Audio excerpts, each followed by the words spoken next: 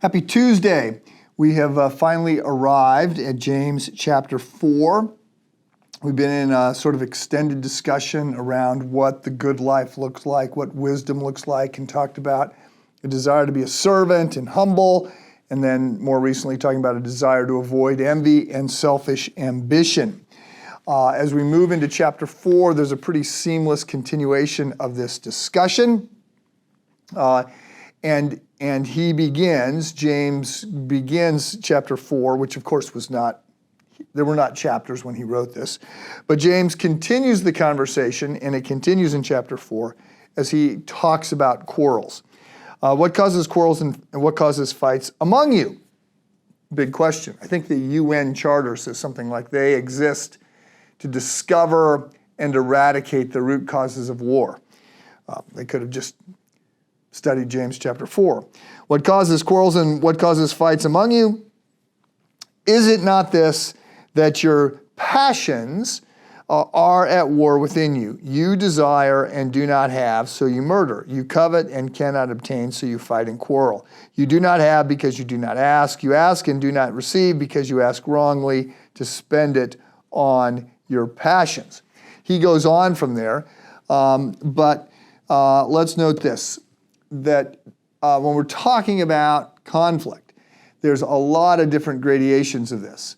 When I was working as a management consultant, I worked with two types of organizations. One, those that were growing really quickly and things were just out of control because there was lots of opportunity and growth and chaos that sort of accompanies that. And secondly, those that were doing very poorly and they were sort of headed the opposite direction. Now, in both types of organizations, there was a lot of conflict. And conflict is not necessarily a bad thing. Again, we've got to really hone in on our terms and know what we're talking about. Conflict can be used to describe everything from disagreement, to a global war.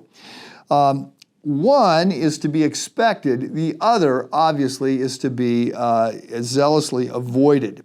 So, what is happening here is that there are problems of the heart. There are things that are going on the inside. And look, the sources of conflict are complicated and manyfold. Life is complicated. I don't want to imply otherwise, but I do want to recognize that one of the reasons there can be disagreements that escalate. Even two people who love each other more than life itself can have disagreements. Again, that's not a bad thing. But one of the reasons that disagreements can become more than that, can become some sort of conflict that is going to be a conflict in the church, and that is what James is writing about. One of the reasons that conflicts can escalate to be church conflicts, to be big family conflicts, to be divisive work conflicts, to be societal conflicts, global wars, whatever, is because they're not dealt with in a timely fashion. And so when things are not dealt with, because people want to avoid conflict, and I have been one who's wanted to avoid conflict. It was one of the big challenges that we faced early in our marriage, was that I tended to avoid conflict, and that means that you become passive aggressive and things escalate and all of that. So one of the things that can happen is that conflict that needs to be addressed and talked about and worked through in a timely manner. Ephesians 4, I think, Paul says, don't let the sun go down on your anger, deal with these things. Part of the reason that these things can become bigger is because they're not dealt with in a timely manner. So there's your question for today.